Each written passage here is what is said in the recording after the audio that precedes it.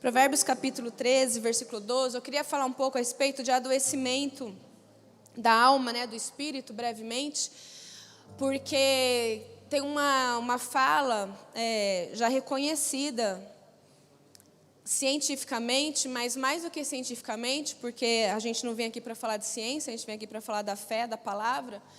A ciência só fala daquilo que a Bíblia já diz há muito tempo, na verdade, É algo que a gente já sabe pela palavra do Senhor, que a nossa mente, a nossa alma, o nosso espírito pode adoecer o nosso corpo, a nossa carne. Como é importante a gente cuidar dessa parte.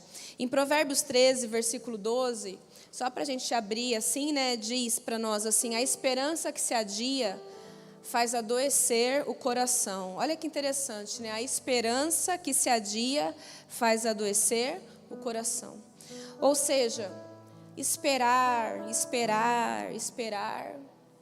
traz um adoecimento para o nosso coração. Quem aqui nunca, ficou esperando, e no início você está esperando e ok, mas aí passa um mês, aí passa um ano, aí passa às vezes 2, às vezes 3, às vezes 5 anos. E chega uma hora que muitas pessoas começam mesmo, a entrar num grau assim de adoecimento mesmo, e às vezes até de desistência, até de embotamento. E é isso que a palavra diz aqui: a esperança que se adia, que vai passando, faz adoecer o coração. Só para a gente adiantar, em Provérbios 15, 13, diz que o coração alegre, esse versículo é bem conhecido, o coração, quando ele está alegre, o rosto fica formoso, fica bonito. Mas com a tristeza do coração, o espírito se abate. Então, um coração alegre, o rosto fica bonito. Mas se o coração está triste, como que fica o rosto também? Entristecido, abatido. Então, o excesso de tristeza também adoece. Isso é uma coisa que a gente sabe também, não é? Então, o excesso de tristeza, estar triste faz parte. A pessoa, ninguém fica alegre, feliz todos os dias, a vida inteira. Faz parte estar triste.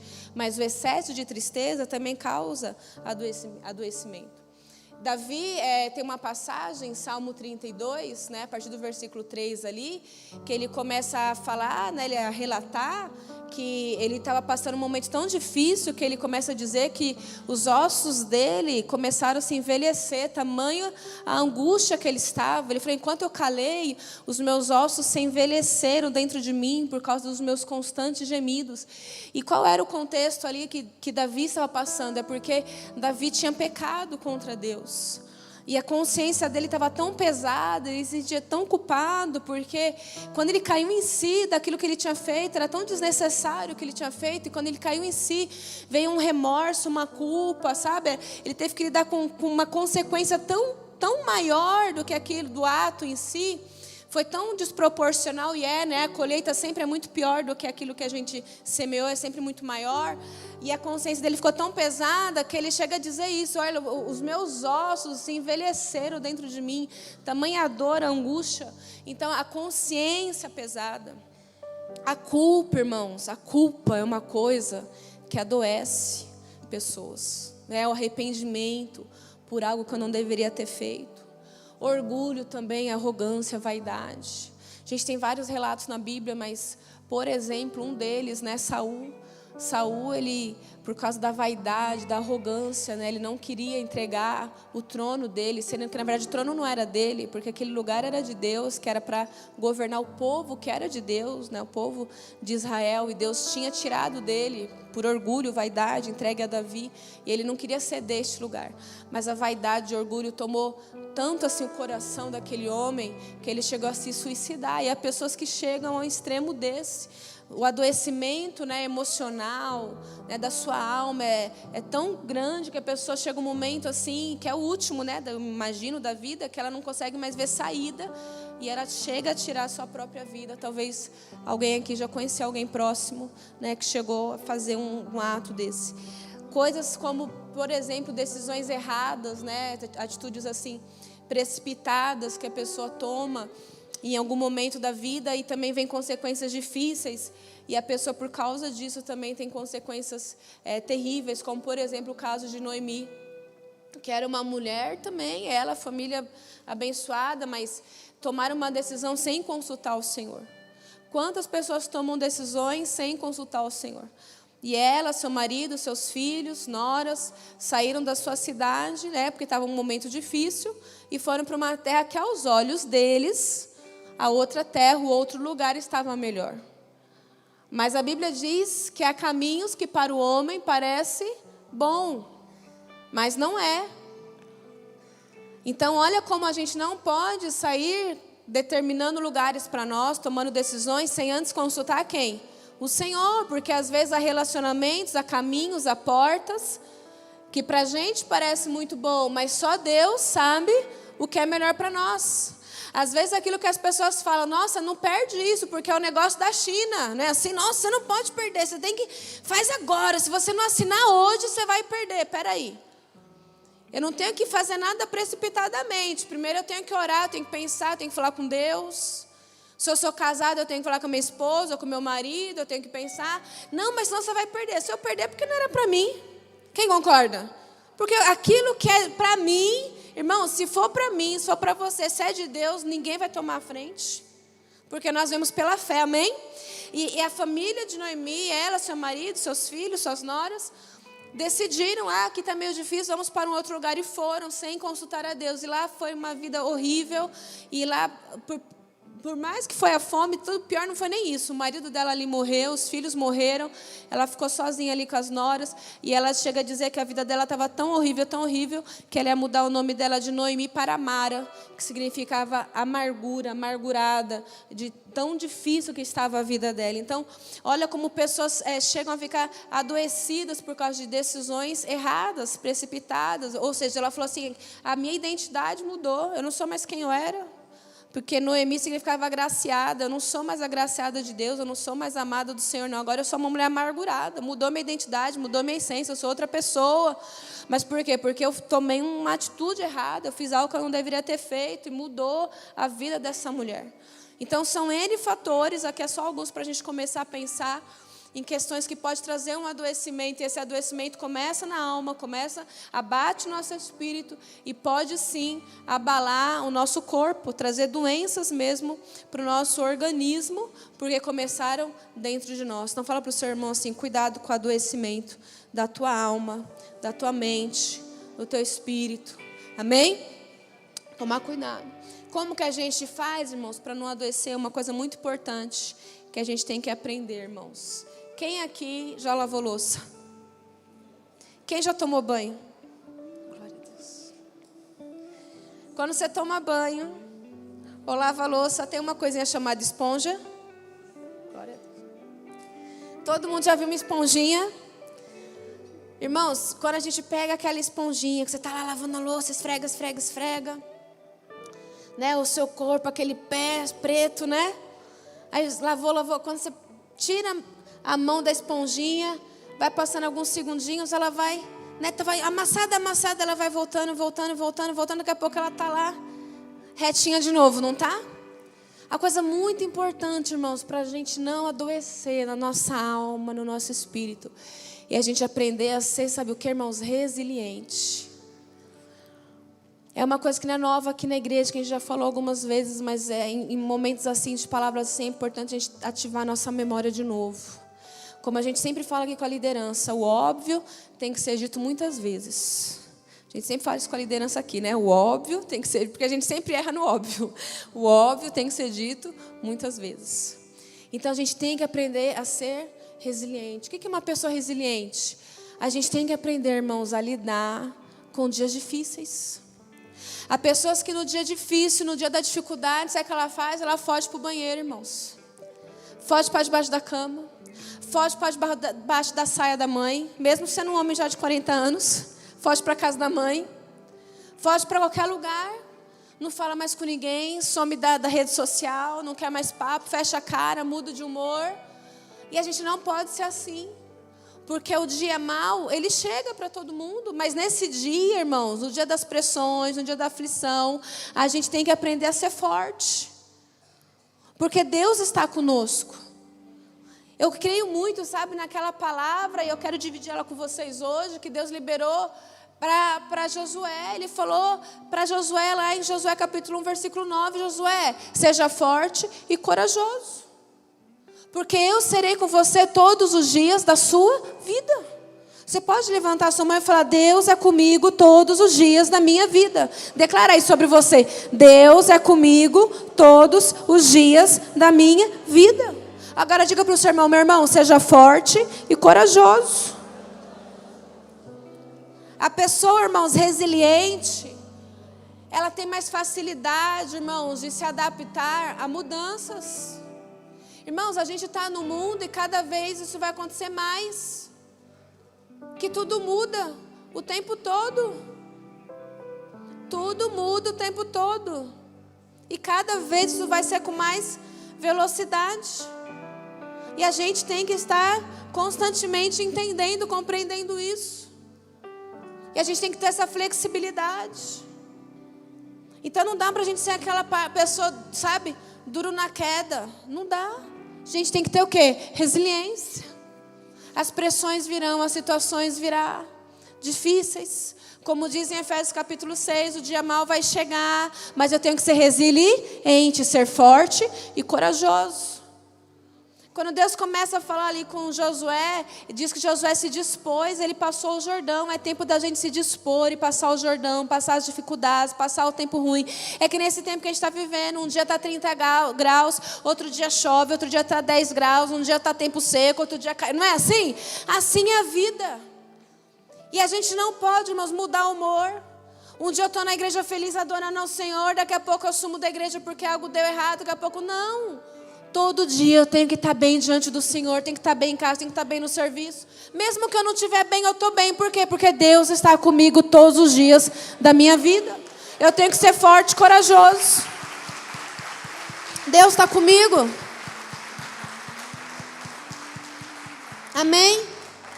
Tem que crer. Deus diz para Josué: Josué, olha só, da mesma forma que eu fui com Moisés, assim eu serei com você. E a gente tem que crer nessa palavra. Do mesmo jeito que Deus foi com Moisés, Deus foi com Josué, Deus foi com Abraão, Deus foi com Paulo, Deus foi com Pedro. Deus é comigo, Deus é contigo, porque Deus é o mesmo. Ele é o mesmo ontem, Ele é o mesmo hoje. E Deus será o mesmo amanhã.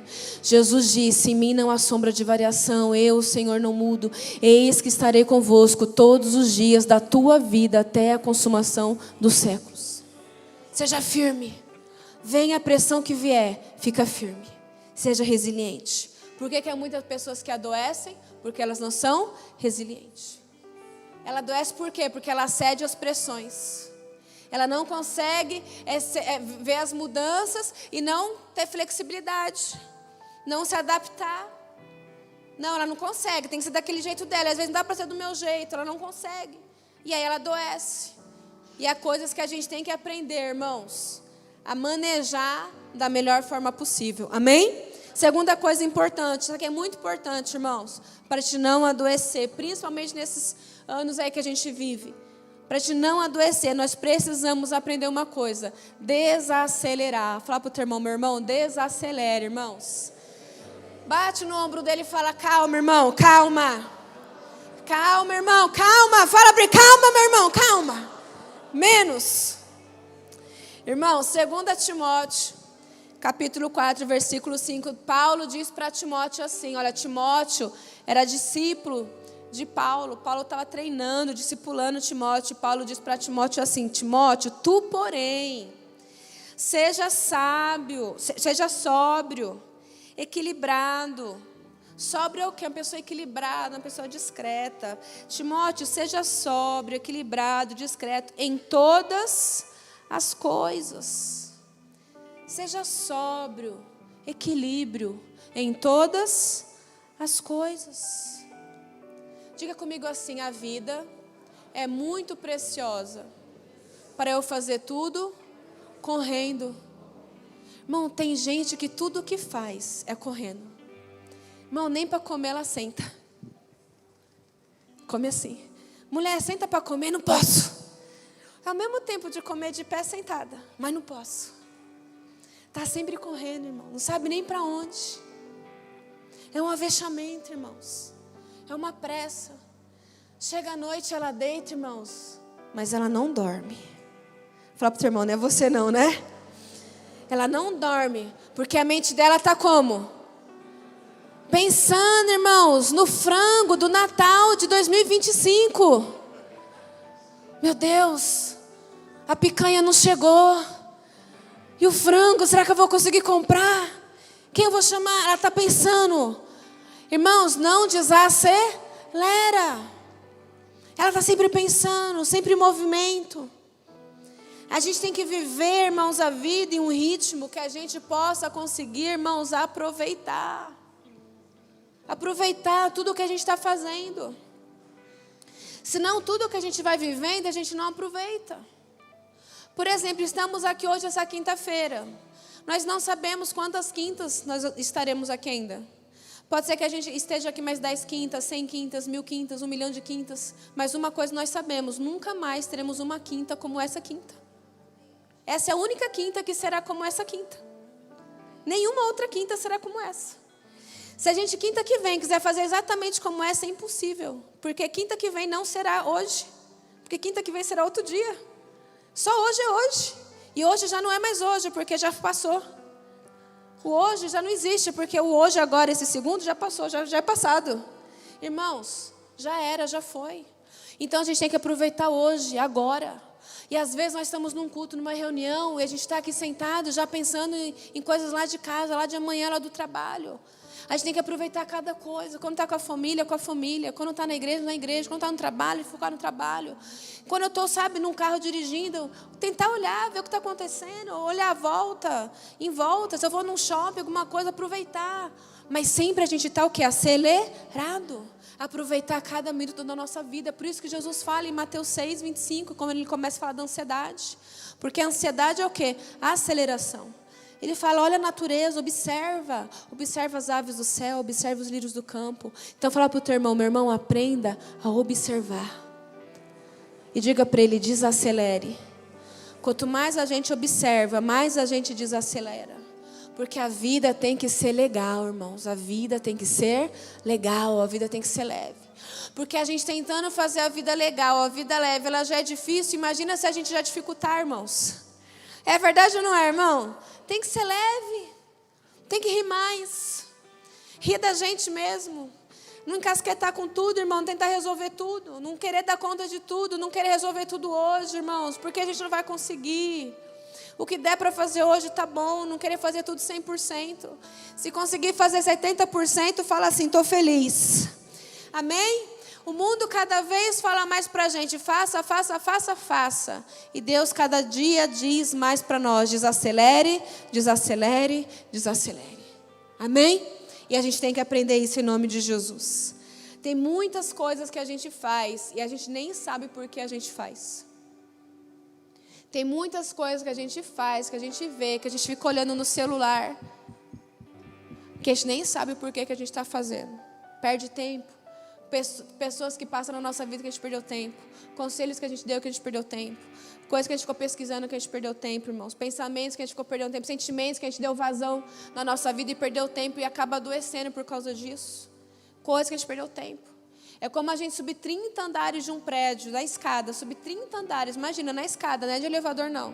Quando chega lá no topo, cansado, com a língua para fora.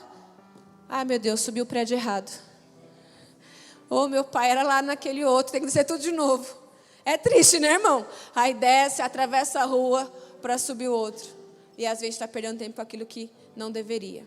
Para a gente encerrar, irmãos, para a gente não adoecer. Terceira coisa muito importante. No Salmo capítulo 1, que todo mundo conhece de cor e salteado. Salmo 1, versículo 2. Deus diz para nós assim, olha, antes o seu prazer está na lei do Senhor. E na sua lei medita de dia e de noite. Para a gente não adoecer, irmãos, a gente tem que desacelerar. Para a gente, irmãos, não adoecer, irmãos, a gente precisa ser resiliente. Para a gente não adoecer, a gente precisa meditar na palavra do Senhor. Mas é de vez em quando, irmãos?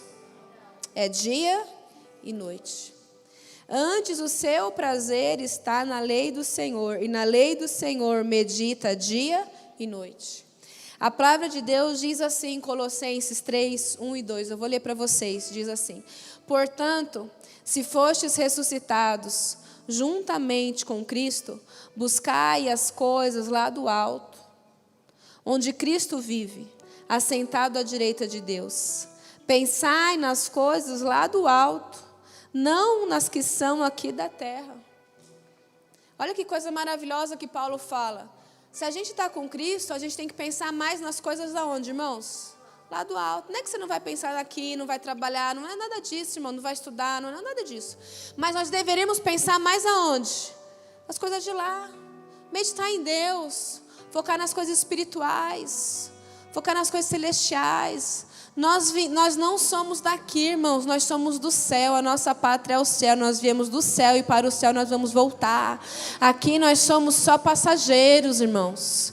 Tem irmão que acha que veio da terra e da terra vai ficar e vai... Não, Deus me livre e guarde, a gente veio do céu e para o céu a gente vai voltar em nome de Jesus.